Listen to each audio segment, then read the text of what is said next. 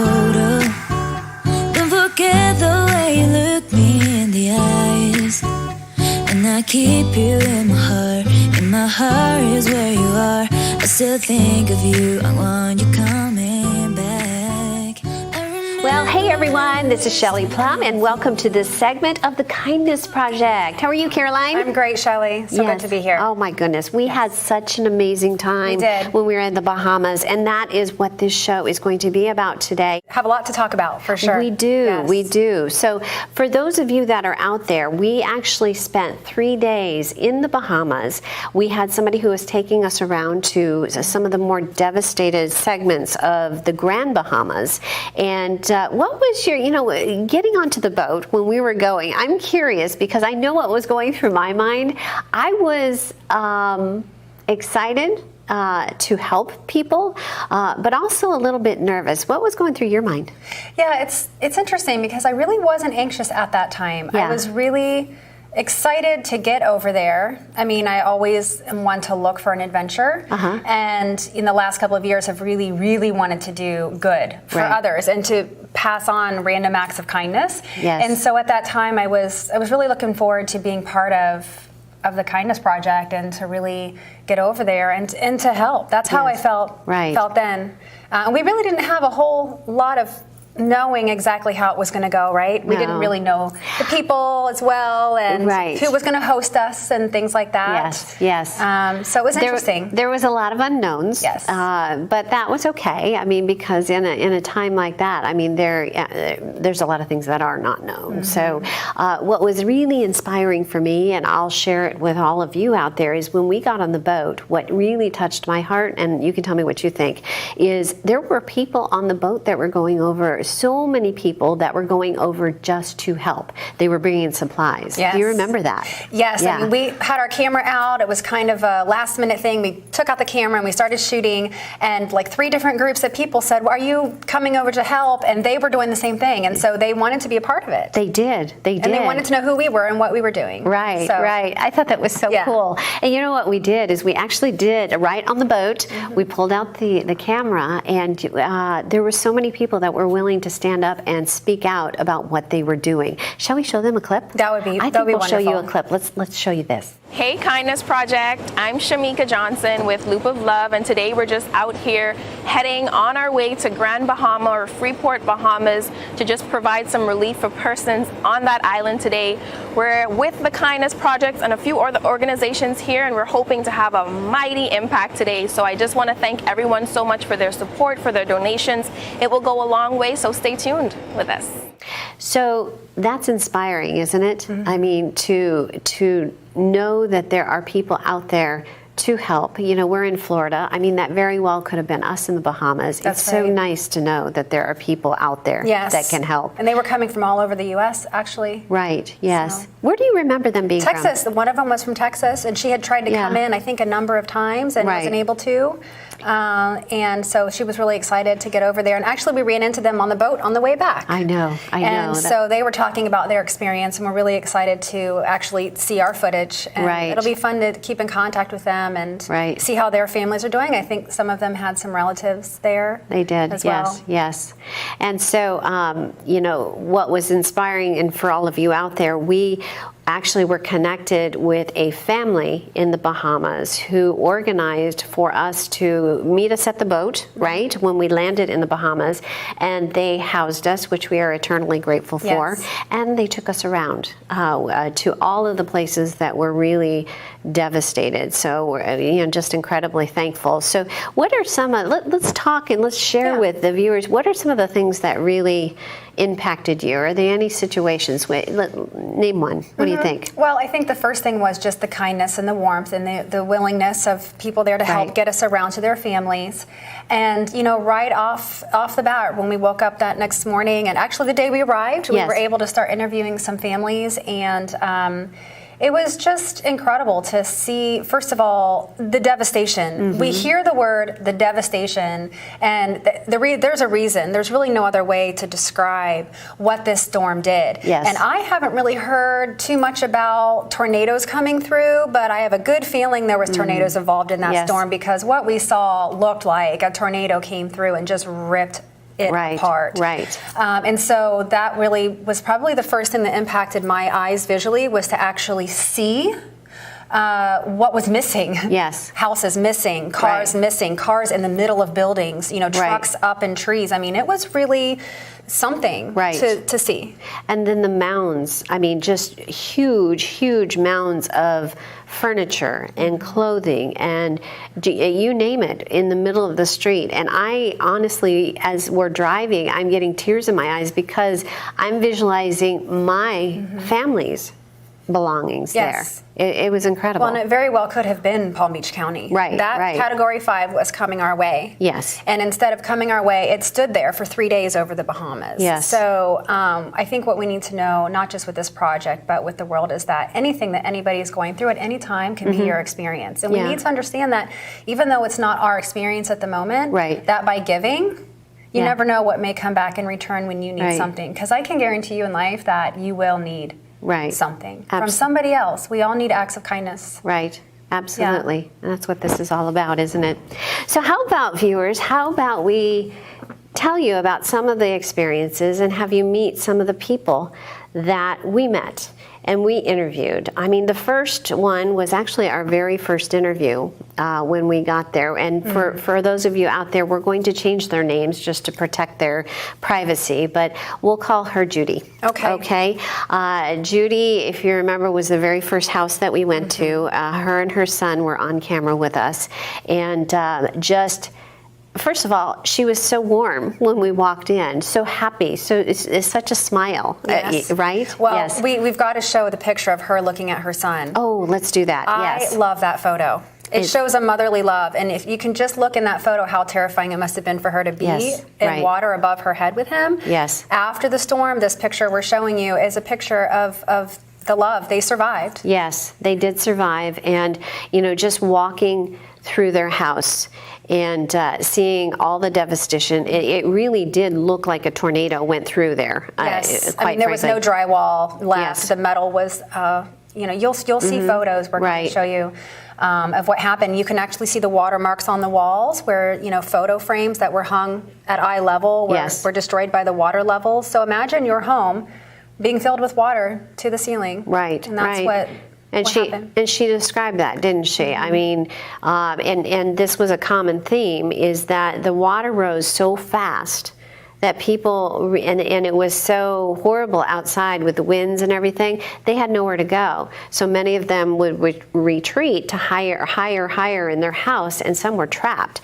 And, she was saying that too. I mean, I remember her banging on her, showing us how she was banging on her door, trying to get rescuers to notice that they were there. Yes. That door was, I believe, locked at the time. Absolutely. So that was a terrifying moment for her to get through that locked door. Right. Because you've got the pressure of the water keeping it closed. Right. So even if you unlock it with a key under the water with your son, I mean, it's really a lot to go through. Right. Terrifying.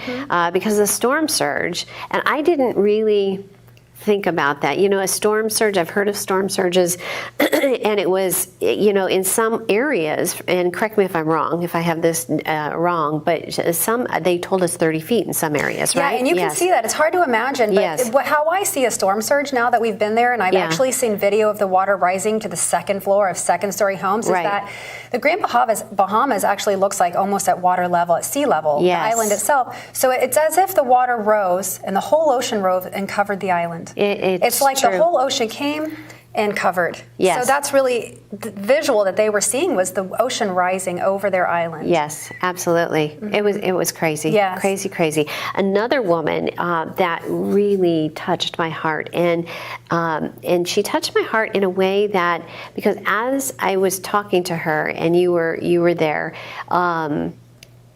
her eyes, she was telling her story, and you could see the sorrow, and you could see the hurt, and you could see the terror in her eyes. And then there was a moment in her story when almost like a switch was flipped, and it turned from terror into power, determination. And she's the woman that we interviewed at Dark. Do you remember her? I do. Yes. I very much remember her. Yes. You remember her story?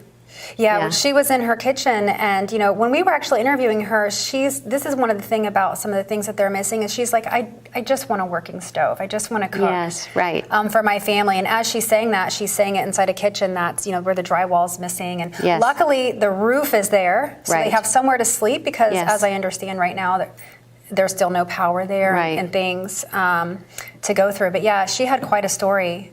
Right, she did, and I will never forget the look in her eyes as she's describing the water rising. And she's the one that we alluded to in the beginning of this show. Is her and her son could not swim. They couldn't swim, and the water was rising. It was up to their knees, then their waist. They got up onto the kitchen counter.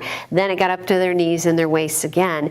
And she said she was keeping it together. She said for her son. And then when she actually looked into his eyes, she said to me, if you remember, you know what? Actually, let's put up the interview. What do you think? Yeah, let's have them take a look at that.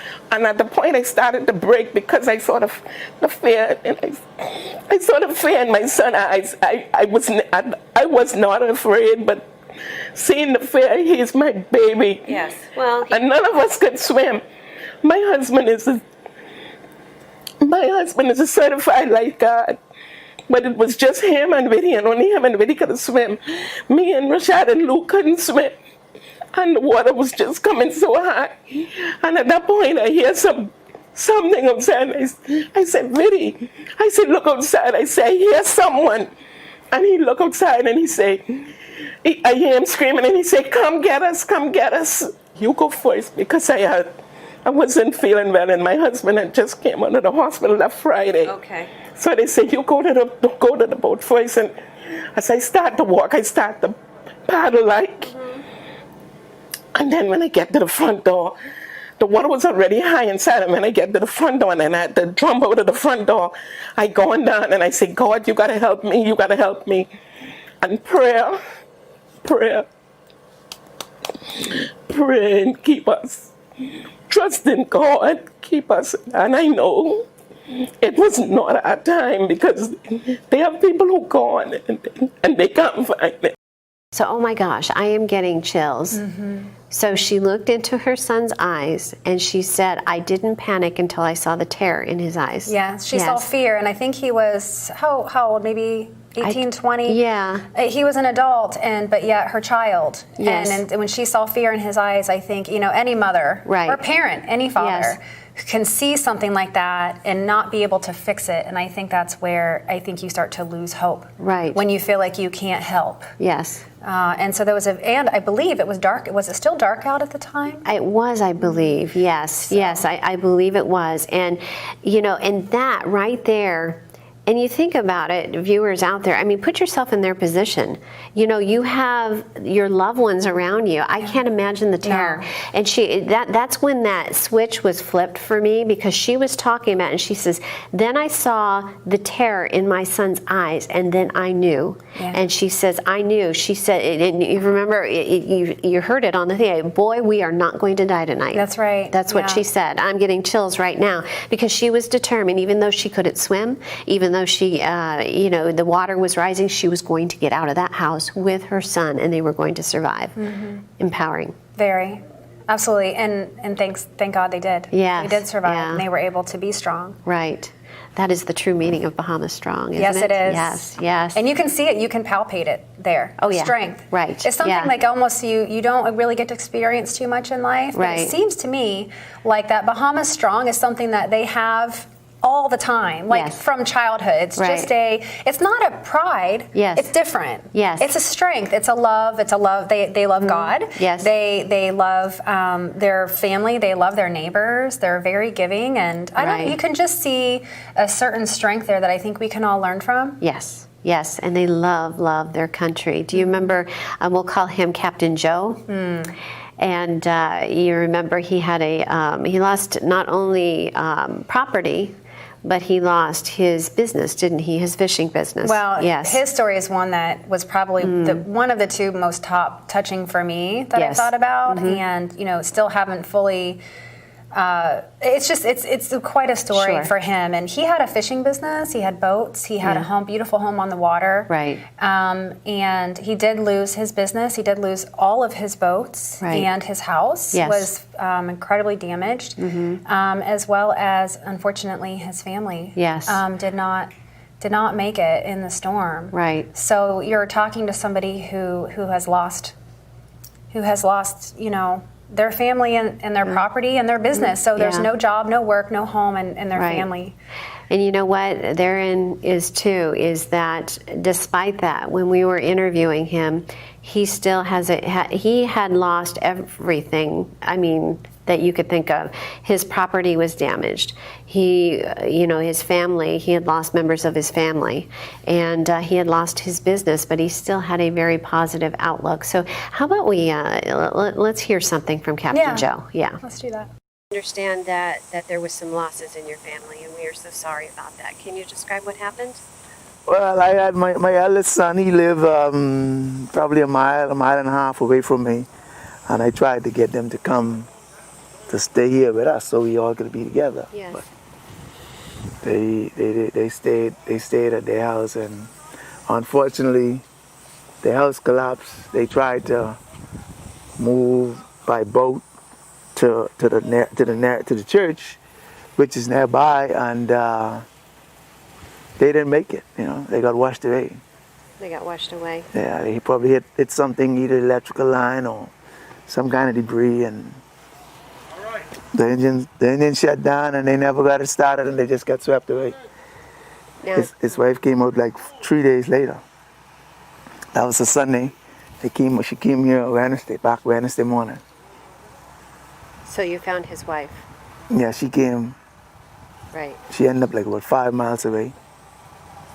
And did you find any of your other grandchildren or your son? No, unfortunately, no. I just came from a search, the police, and Yeah. no luck so far.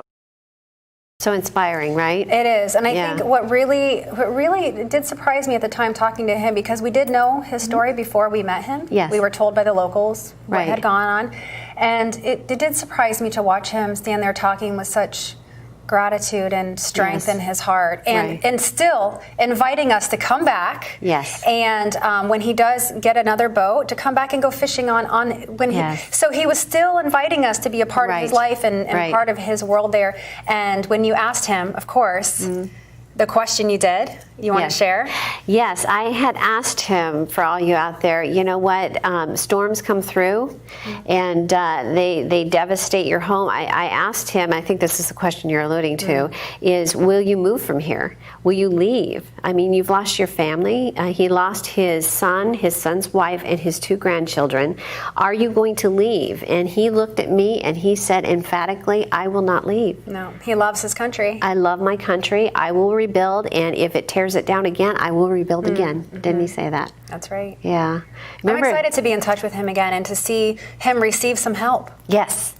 Yes. I'm excited to see that. I Right. want to actually be there to see him receiving some supplies. I agree. It would fill my heart. I think it would fill the heart of those in the world who want to feel like he's being taken care of. Yes. And you can change the world with one step, one thing. Right. I was on the way here today to do our show, and I was thinking, if half the people in the world gave $1 to the Bahamas, you'd have billions of dollars. Oh my goodness. Can you imagine? And that's why we're doing what we're doing. It doesn't take a lot. Right. I mean, you and I alone can't Yes. do it. Yes. But by just doing this, by just reaching out, by asking you to just give what you have, anything. Yes. It could be anything. Right. It could be $1, literally Right. $1. It could be a lamp. It could be supply. I mean, it can Sure. be anything. And we can help get the supplies there, right? We Yes. can, certainly make sure that the people that we talk about here hopefully receive some of the support. And so Right. that's what we want to do is help you.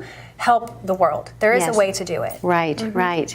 But we do need your help. Yeah. We do need your help because this, and that's what the Kindness Project is all about. It's all about identifying those individuals that are struggling and to provide that helping hand. You know what? Deliver those random acts of kindness, which are so essential for sure. Yeah. Do you remember the university we went to? Oh my Lord, that yes. was something, wasn't it? Oh my goodness, yes.